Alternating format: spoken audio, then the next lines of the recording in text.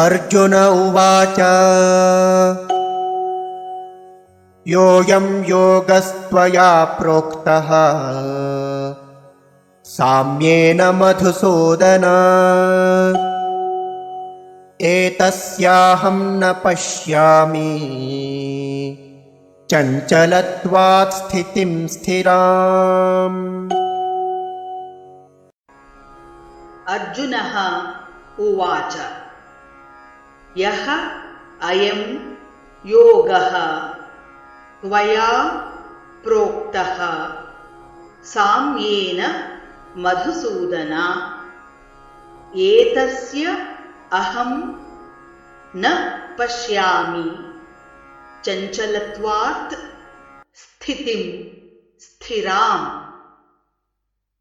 अर्जुन उवाच योऽयं योगस्त्वया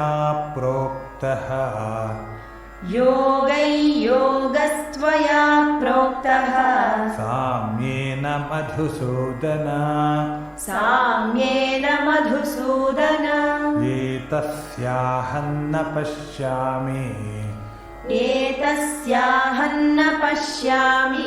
चञ्चलत्वात् स्थितिं स्थिराम्। योऽयं योगस्त्वया प्रोक्तः साम्येन मधुसूदन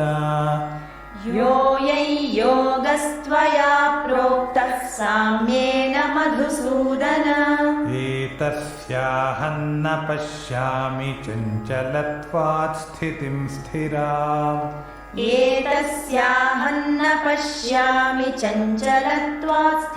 स्थिराम्। योऽयं योगस्त्वया प्रोक्तः साम्येन मधुसूदन एतस्याहं न पश्यामि चञ्चलत्वात् स्थितिं स्थिराम्।